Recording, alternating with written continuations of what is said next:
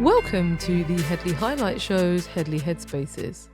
And this headspace is called, At Last, the Western countries recognise Palestine. Is this going to change the situation? Let's discuss. So before I jump into my headspace, which is the Western countries recognise Palestine, is this going to change the situation? Let's discuss. I'd like to say thank you to everyone who jumps all up in my channel, listens to my content, likes, shares and hypes also, which is some new feature on YouTube which allows me to move up the hype leaderboard. The more you engage, the higher I climb. So please do engage. In addition, also become a subscriber by clicking the notification bell and selecting all, and you will get all of my uploads as and when they arrive. You can also make a donation at denizehedley.com, or you could jump all over my YouTube and make a donation there, because I'm very partial to 3 wings and chips, which is what I had for dinner this evening, with a Miranda, of course. So now that I've done that, oh yes, my subscriber level is moving along beautifully. I now have 2,060 subscribers. I'm hoping to get to 2,100 over the next week or two. So with your assistance, I would like to do that. Thank you so much. In anticipation of your full cooperation. So now that we've done that, let's jump all over. The Western countries have recognized Palestine. So at the 80th session of the General Assembly, France, Luxembourg, Malta, Monaco, Andorra, Belgium formally recognized Palestine. They joined some of the Five Eyes countries, namely Canada and Australia, as well as the United Kingdom, and they also were joined by Portugal, as they had announced their intention to recognize Palestine on Sunday. Now, one of the things that occurred to me was why the Western countries, namely the European nations, were so slow in this process. Let's not forget, this idea of a two-state solution goes way back to the days of Yasser Arafat. And some of my younger listeners won't even know who that is. It's a very old place for the Palestinian question to reside in terms of a policy agenda. And I ask myself, why has it come now? Especially since, essentially, Gaza has been removed. It's been destroyed. It's just quite a lot of rubble, and it continues to be destroyed. And one of the reasons I think those countries, especially England, France and Germany and Canada, one of the reasons I think they have recognized Palestine is because I think it's to show their domestic audiences, which are very pro supporting the Palestinians and are moving away from supporting the Zionist project. I think it's a way of trying to say we're relevant and we're paying attention to the things that we think that you're concerned about. We haven't agreed not to continue to provide surveillance, data sharing, logistics, weaponry, training, political cover, cultural cover, but we will recognize the state. So that then leads me to believe that there won't be that significant amount of change for the Palestinians with that recognition. Otherwise, those countries would have done it a whole lot sooner. So my first conclusion, relating specifically to those Western countries, which are like the United Kingdom, Canada, Australia, Germany, France. I'm sorry and apologies. I have got a very, the cold's coming because the weather's changed. But essentially, those countries, I think, are trying to make their domestic audiences more favourable to them by recognising Palestine.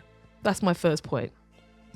I was trying to think of like the pros and cons of the recognition of Palestine. And I think, like I said, there was a domestic agenda for unpopular leaders in Western Europe. But then again, I thought to myself about the question of countries trying to make statements about the importance of international law. Now, if you think about international law, which is enforced by institutions like the ICC in The Hague, at the UN, international law in itself has taken a battering. We have so many incursions of international law, especially with the conflict, or should I say the G side that's happening, because if you say certain words, your stuff just doesn't, the algorithm kicks you off. So with all of the cleansing that's happening on an ethnic basis in Palestine, international law is consistently being battered and fractured. So is this recognition by those nation states a way of reasserting those nation states' belief in international law? Because they can then say, look, under international law, this is a disputed territory and it is an occupied state, and therefore based on that, now it's recognized, we can support them in a particular way. But that's yet to be seen. So my second point is, was this about nation states trying to prove that the international rules-based order still had some cogency? My other thought was about the diplomacy and the question around whether recognizing Palestine by countries such as the UK, Australia, and Canada, whether that effectively would put more diplomatic pressure and isolate the Zionist project, which is carrying out ethnic cleansing. And I don't know if it would, actually, because I think diplomacy hasn't really worked up until this point. You know, as we already know, the population of Palestine is a very young population, and those are the people who are being effectively removed because of weaponry, munitions, and all of the support that's being given by other countries for the Zionist state, Israel, to carry out this conduct. So I don't know if diplomacy and diplomatic isolation even matters to Israel.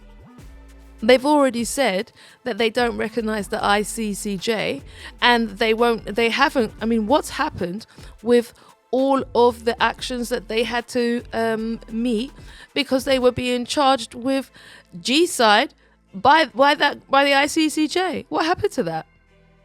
We had, I think it's Lindsey Graham saying that they would blow up the ICCJ. So I'm not sure if recognition of Palestine is going to have any impact on the questions of diplomacy, because diplomacy clearly hasn't worked. The other point is that recognition actually establishes the Palestinian state on the 1967 borders. So how is that going to be enforced? Are you going to be moving the settlements and the incursions into other people's countries like the Lebanon and the West Bank? This is the reason why I think maybe to a degree recognition is perfunctory. It's like a symbol, like a status that you point to and say, yeah, that situation over there is like this now. But the point is, how are you going to alter that, given that the people who are in that situation are, for want of a better word, effectively powerless?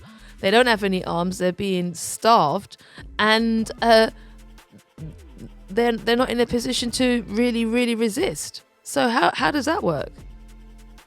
So therefore, isn't recognition just like a perfunctory exercise? You know, oh, we've done that, we've recognized Palestine, but what about stopping funding the Zionist state and all the rest of that? Are you going to do any of that? To me, that has to come as well. I mean, I did hear that I think one of the football associations is looking at basically banning Israel, and a lot of countries who are saying they are going to boycott the Eurovision Song Contest because Israel is a contestant. So if they don't ban them, they're just not going to send anybody. And maybe that's the way forward. I think one of the benefits, and because I probably put most of the negative sides, but I think one of the benefits of recognizing Palestine and what those states did to do that is that it does give a stronger identity and agency to the Palestinian people. Not that they needed it, because it is their land and those are occupiers, and that is basically an illegal act of occupation, and legal resistance is allowed in that circumstance, which is what the Palestinians have been doing for how many generations. But outside of that, I think the world's mood an understanding of the question of Zionism and Israel and the way that the Israel operates and the all of the almost like tentacles that are in so many people's governments, that there is a real sea change in the opinion in and around Israel.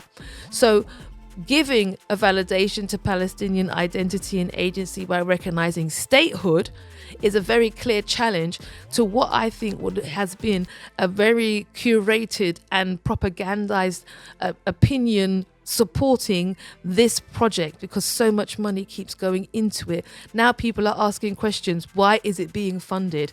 How many politicians have you supported with your donations, with trips to Israel, formulating their ideas so that nothing is ever opposed that you do? And people are now looking and asking that question all around Western Europe. It's not just a question in America, it's a question for every European country. And more people are asking, what is the involvement of this country in our own sovereign nation? And it's becoming, in that conversation, we want to be sovereign, which means we don't want to be supporting or taking orders from a foreign country or a foreign nation. And I think that's how that conversation is starting to develop. And another thing that occurred to me is that if you are gonna, not that if, but now that Palestinian identity and has been validated with this recognition, which took, far too long, how are they going to rebuild all of the destroyed facilities? You've already got the groups that are associated with previous world leaders, namely Tony Blair with his lobbying company, supporting, I think it's the rebuilding of the Gaza Riviera. Yes, he's involved in the rebuilding. How do you stop it becoming just another opportunity to make money by taking aid from America and paying your friends with contracts and they produce terrible services for the Palestinians? And will statehood actually bring this outcome? I'm not sure. What are your opinions about statehood? Do you think it was an important step? Do you think, like me, that it's a little bit performative, because in terms of what it actually means for those countries who support it, are they going to stop supporting Israel as a consequence? Funding and all the rest of that stuff. You in my camp, where you're thinking, well, if they recognize statehood, will they then withdraw support? Will they then impose boycotts? Because that has to be the next natural step if you're recognizing Palestinian statehood and recognizing an occupation. Give me your thoughts on it. Give me your 2 pence, your 3 cities, or your declining dollar price. Thanks for your listening here with this. It was a bit of a long one, and my voice is a little bit coldy, but what can I say? I hope you enjoyed it. And then, come on the podium and give me your thoughts. It will be really good to hear what you think. And don't forget to make a donation at deniseheadley.com, or you could jump up on my YouTube, where you could also subscribe. Thank you so much for listening. Akata!